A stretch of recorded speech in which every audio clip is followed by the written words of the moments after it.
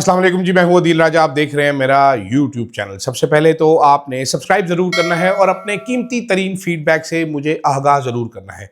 इस वीडियो के दौरान अगर आपको ठक ठुक की आवाज़ आई तो आपने वो इग्नोर कर देनी है, क्योंकि कल जो भाग गया था कॉन्ट्रैक्टर, उसके हमने पैसे रोक लिए थे, तो आज वो वापस आ चुका है। बड़े शुगल ही बना लिया आप लोगों ने, सारे ट्वीटें भी करी जा रहे हैं, इस पर शुगल लगा रहे हैं, लेकिन क्या करें जी, धोखे हो जाते हैं ज़िंदगी में, बेवकूफ़ियाँ हो जाती हैं, इंसान कर देता है। खैर जनाबे वाला, आज बात करते हैं जी जहाज, शहबाज शरीफ और बस एक नोटिफिकेशन। साथ साथ बात करेंगे हनीफ अब्बासी ने ख्वाजा आसिफ पे एक अटैक मार दिया भाईजान, और मुज़ाकरात की कहानी फिर शुरू होगी, इस पर बात करेंगे। सुहेल अफरीदी बहुत ज्यादा चुभ रहा है, गवर्नर राज लग रहा है। इन सारी चीजों पर सेर हासिल गुफ्तगू करेंगे जल्दी जल्दी में। सबसे पहले तो जनाबे वाला, नोटिफिकेशन का मसला आज भी हल नहीं हुआ, लेकिन आज मुख्तलिफ वज़रा कुडों से निकले, अपने बिलों से निकले, और हर बंदे ने नोटिफिकेशन के ऊपर एक नई कहानी, राम कथा सुनाई है। अपडेटेड इन्फॉर्मेशन ये है कि जी शहबाज शरीफ साहब अब से थोड़ी देर पहले ल्यूटन एयरपोर्ट से उड़े हैं और वो पहुंच गए हैं इस्लामाबाद की जगह लाहौर। पहले उन्होंने इस्लामाबाद आना था, लेकिन फिर उन्होंने प्लान चेंज किया और इस्लामाबाद की जगह अब वो जनाब पहुंच चुके हैं लाहौर। सुबह वो नवाज शरीफ साहब से मुलाकात करेंगे। इस मुलाकात के बाद शहबाज शरीफ साहब जो हैं वो जनाब आला हुजूर वाला निकलेंगे इस्लामाबाद के लिए। तो यानी कि कल सुबह दोपहर तक नोटिफिकेशन का मामला जो है वो फिर अजीब लटकेगा, अजीब सा।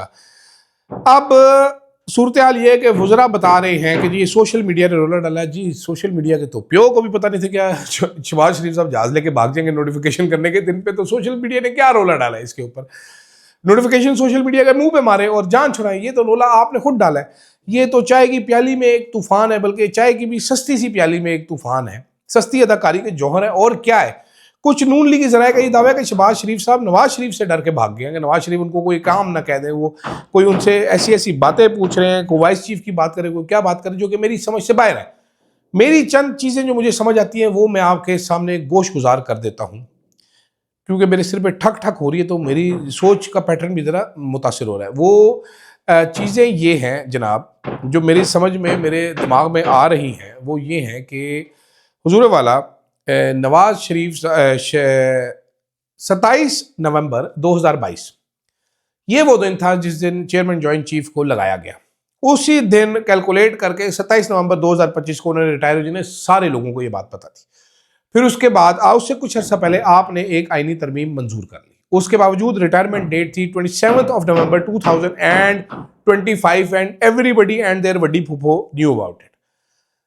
मुझे जरा ये समझा दीजिए कि एन उस दिन शहबाज शरीफ साहब किसी सरकारी दौरे पर नहीं, प्राइवेट दौरे पर वो लंदन में अपने बेटे के घर में जाके कुंडी लगा के अंदर बह जाते हैं।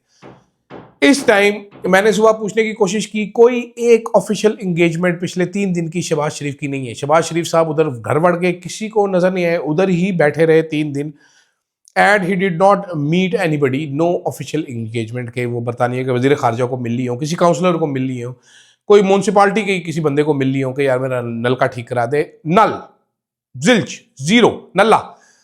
तो तूफान कौन लेके आया है? आपको ऑलरेडी एक सेट पैटर्न है, आपको पता है। इस टाइम सूरत हाल है कि चेयरमैन जॉइंट चीफ का ओहदा खत्म हो चुका है, सीडीएफ का ओहदा आप नोटिफाई नहीं कर रहे।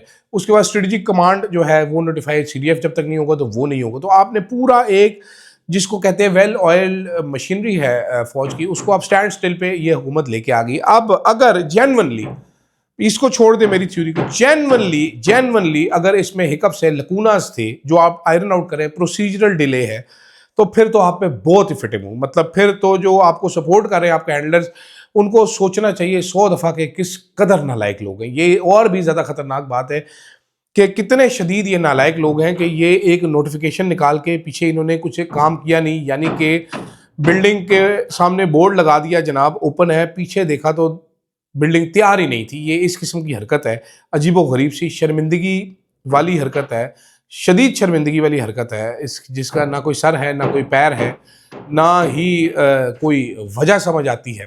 तो मेरे को नहीं समझ आई ये हरकत करने की मुनासिब वजह कोई, कि क्या मुनासिब वजह हो सकती है कि शहबाज शरीफ साहब ने या नून लीग ने हरकत की है। इनकॉम्पिटेंस हो, मतलब तबाहकुनी है ना। अब वो तरह तरह के मुंह हैं, तरह तरह की बातें हो रही हैं। बल्कि मेरे दोस्त हनीफ अब्बासी साहब आए, उन्होंने तो ऐलान ही कर दिया, उन्होंने कहा मैंने कह दिया वो चीफ ऑफ डिफेंस फोर्स बन के। हनीफ अब्बासी साहब ने तो मुझे हैरान ही करके रख दिया। मुझे तो पता ही नहीं था कि हनीफ अब्बासी के कहने से CDF बन जाते। मेरे बारे में भी कहते हैं अदील राजा साहब कमिश्नर लगे हैं, बादशाह सलामत बन गए, कोई दुनिया के सबसे बड़े यूट्यूबर हो गए हैं, दुनिया के सबसे बड़े अमीर आदमी हो गए, कुछ कह ही देते मेरे बारे में ऐसा। तो वो उन्होंने ऐसा कुछ नहीं कहा मेरे बारे में जिसका मुझे पछतावा है, वरना इतने फराग दिल। लेकिन हनीफ अब्बासी साहब ने ख्वाजा आसिफ साहब के ऊपर बड़ा ज़बरदस्त अटैक मारा कि ख्वाजा आसिफ साहब बड़े अरसे से भाजपा का एहतसाब करवाना चाह रहे थे। तो हनीफ अब्बासी ने कहा जी उनको खबरदार, बिल्कुल ऐसी बात नहीं करनी चाहिए, वो भाजपा के बेनिफिशरी हैं। उन्होंने इस बात पे जोर दिया कि भाजपा से उन्होंने अपने काम करवाए। काम क्या है? इलेक्शन जितवाना। हनीफ अब्बासी साहब ने ये छिका उनको कि जी भाजपा से काम कराएं, और बाद में तो करंट रजीम के बारे में भी ये ख्वाजा आसिफ ऐसे ही बात करेगा। और ये बात आप जहन में रखिए कि जो ख्वाजा आसिफ साहब बात कर रहे हैं, वो बात कर रहे हैं भाजपा के एहतसाब की, यही बात मियाँ नवाज शरीफ साहब भी कर रहे हैं कि जनाब अकेले इमरान खान को क्यों रखा हुआ है, बाकियों का भी इंतखाब करो, जिसमें सबसे पहले तो बाजवा ही आता है। तो फैज़ का भी आज तस्वीर आई, जनरल फैज़ की, वो बेहतरीन सूट पहन के वो मोबाइल पे कि पता नहीं डायरी में कुछ देख रहे थे, गुम थे, ऐनक भी लगाई हुई थी उन्होंने, बेहतरीन कंडीशन में उनको रखा गया, सोफे पे बैठे हुए थे, इमरान खान की तरह चारपाई पे नहीं बैठे हुए थे या ज़मीन पे नहीं बैठे हुए थे। तो लग कुछ ऐसा रहा कि नवाज शरीफ साहब और ख्वाजा आसिफ साहब जो बात कर रहे हैं, हनीफ अब्बासी और शहबाज शरीफ उसके बिल्कुल अपोजिट है। अब ये कितनी गंदी लड़ाइयाँ हैं इनके अंदर, क्या क्या गलीज किस्म की हरकत चल रही हैं, ये मुझे नहीं पता जी। ये सारी कंफ्यूजिंग चीज़ें हैं, बहुत ज़्यादा इस पर दिमाग ज़्यादा लड़ाने की ज़रूरत नहीं, फेस वैल्यू पे इसको देखते हैं। लेकिन तहरीक इंसाफ के साथ मुज़ाकरात का खेल एक बार फिर खेला जा रहा है। खबर आपको ये देता हूँ कि शराम तरक़ई और आतिफ खान साहब से कुछ राब्ते किए गए, उन्होंने वो राब्ते आगे कम्युनिकेट किए, उसके बाद कहा गया कि यार देखो कुछ करते हैं, कोई रास्ता निकालने की कोशिश करते, तो इसलिए ये मुज़ाकरात शुरू हो गए। स्पीकर साहब से भी बात की गई, स्पीकर साहब कह रहे हैं मैं कुछ करता हूँ, तो स्पीकर साहब भी कुछ करने के लिए कोशा हैं कि कोई रास्ता निकाला जाए। और तहरीक इंसाफ वालों ने कहा है कि जनाब अगर इमरान खान से हमें मिलने ही नहीं देंगे तो रास्ता कैसे निकलेगा, आप इमरान खान से मुलाकात का बंदोबस्त कराएं, बाकी बाद में देखते हैं। जिस पर स्पीकर साहब ने भी एग्री किया है इस बात से। उन्होंने कहा जी मुलाकात किसकी करवाई जाए, उन्होंने कहा जी मुलाकात फिर अचक से ही की होनी चाहिए, जो इमरान खान से बात मनवा सकता है उसको जाके समझाया कि ये ऐसे ऐसे करना है, बाकी सबकी तो बिस्ती हो जाएगी वहाँ पर।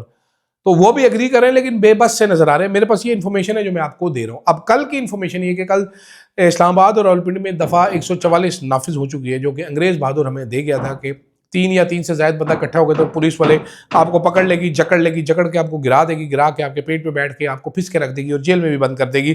3 MPO भी है, जाहिर बात है। तो अब ये आएंगे, इन्होंने कल इकट्ठे होना है, तो अब क्योंकि ज़रा सा मोमेंटम बन रहा था तो दफ़ा 144 नाफिज होगी, तो पुलिस वाले इन सारों को गिरफ्तार कर लेंगे दफ़ा 144 की खिलाफ वर्जी पर। ये पहले से ही डिसाइड हो गया। खबरें कुछ कुछ आ रही हैं कि शायद एक आधे वकील और एक आधी बहन की कल इमरान खान से मुलाकात हो जाए। मेरा ये ख्याल है कि हो जानी चाहिए तो बेहतर है। आप समझदार हैं मैं किस तरफ इशारा कर रहा हूँ, बाकी देखें क्या लगता है। दूसरी तरफ जनाब सुहेल अफरीदी साहब बहुत ज़्यादा चुभ रहे हैं, बहुत दुख हो रहा है, सुहेल अफरीदी बहुत दुख हो रहा है। उसमें मजाकिया बात तो यह है कि एक हुकूमती वज़ीर साहब फरमाते हैं कि यार ये अकील साहब ने जो गवर्नर राज का ऑप्शन दिया ये कोई ऐसे था नहीं, हमने सोचा नहीं था, लेकिन चलो।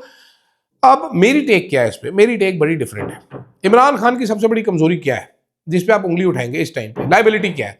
लाइबिलिटी है KPK की गवर्नमेंट, जिस पे उसको जवाबदेह होना है, जिस पे गंडापुर के खिलाफ कैंपेन चलती थी, PTI के खिलाफ ये कुछ करते नहीं है, डिलीवरी नहीं है, ये नहीं है, वो नहीं है, लॉ एंड ऑर्डर नहीं है, ये नहीं है, वो नहीं। तो ये मेरा ख्याल है कि स्ट्रेटेजिक ब्लंडर होगा नून लीग की जानिब से कि वो या जो भी फोर्सेज ये लगाएंगी, गवर्नर राज लगाएंगी, कि इमरान खान को और तहरीक इंसाफ को अब बरीस जमा और विक्टिम कार्ड प्ले करने का मौका देंगे और गवर्नर राज लगा देंगे। तो गूं का टोकरा आप अपने सर पे एक और रख लेंगे, जो पहले काफ़ी सारे टोकरे हैं उसमें एक और टोकरे का इजाफा होगा। यही blunder Shehbaz ji and company ने किया था मई 2022 में, जब वो आराम से हुकूमत उस टाइम पे तहलील करके घर चले जाते, नए इलेक्शन कॉल कर लेते, लेकिन वो चिमड़ी के आके इक़्तिदार से उन्होंने कहा वजारतें मिली, अब मज़े लूट लो। तो मज़े लूटने की उन्होंने कहानियाँ शुरू कर दी और मज़े लूटते लूटते अपनी इज़्ज़त लुटा बैठे। दोबारा यही काम होगा। आपके सामने बलूचिस्तान की एग्जाम्पल मौजूद है। अकबर बुगटी के बाद वो संभल नहीं सका, हुकूमतें गिरा के, बल्कि भुट्टो साहब ने जो किया था उसके बाद से आज तक।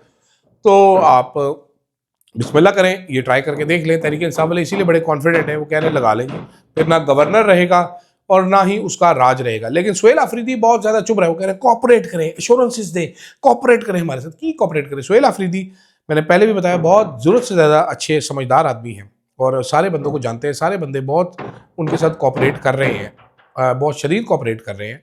और मतलब कॉपरेट करो, मैं क्या कही जाता हूँ यार, इतनी थोड़े ने मेरा दिमाग खराब। सारे लोग जो उनसे मिले हैं वो उनको शदीद पसंद कर रहे हैं। और अभी मेरी इत्तला के मुताबिक सुहेल अफरीदी के शदीद तरीन मुखालिफिन उनको इन्वाइट किया जाएगा सुहेल अफरीदी से मुलाकात के लिए, और उनको सामने बिठाया जाएगा और उनको कहा जाएगा जनाब वाला जो सवाल करना है करें। हो सकता है वो सवाल रिकॉर्ड करके बाद में यूट्यूब पे प्ले भी कर दिए जाएँ कि ये सुहेल अफरीदी साहब हैं, ये वो लोग हैं और ये सवाल जवाब हो रहा है, बाकी आप इंजॉय करें, देखें ये लोग, ताकि वो कैसे डील करता है। जो उसके बारे में परसेप्शन बनाने की कोशिश की थी वो तो उसने डिस्पेल कर दी। जो जर्नलिस्ट उससे मिल के आए वो उसके फेवर में है, वो उससे तरीके से बात कर रहा है, वो उसके बारे में बेहतर बात कर रहा है, तो वो कि बड़ी पॉजिटिव चीज़ है। अब देखते हैं कल क्या होता है। दफ़ा 144 का नफाज हो चुका है जनाब, गवर्नर राज की बातें चल रही हैं जनाब, राजधानी इधर शहबाज शरीफ की हचकोले खा रही है। शहबाज शरीफ साहब मॉडल टाउन अपनी रहायशगाह पहुँच चुके हैं इस वक्त। सुबह वो जाएंगे, जाती उमरान नवाज शरीफ साहब से मुलाकात करेंगे, उनको कहेंगे पायन में ताड़ी मेहरबानी मेरी जान छुड़ाओ, जय देखो मैं 3 दिन का, मतलब मजाकिया सी बात है। नोटिफिकेशन का था वज़ीर आज़म जहाज़ लेके भाग गया। इससे ज़रा आपने कोई और अजीबोगरीब सी बात सुनी हो? कितने नालायक लोग हैं अगर इनसे प्रोसीजरल डिले नहीं हुआ। It actually is something that is embarrassing, it is embarrassing for everybody. खास तौर पे जहाँ पर नोटिफिकेशन का वेट हो रहा है वहाँ पर आपने बिला वजह एम्बैरेस किया। I have no idea what is happening. वो कह रहे हैं और जी वो छोड़े, वो जिस दिन से होगा उसी दिन से अगले 5 दिन, वो तो बात ठीक है यार, 10 दिन से क्या फ़र्क पड़ता है, आगे हो गया 10 दिन पीछे हो गया, doesn't make a difference, but the embarrassment is huge. इस पर ज़रूर सोचिएगा। फिलहाल के लिए मुझे दी गया इजाज़त। अल्लाह हाफिज़।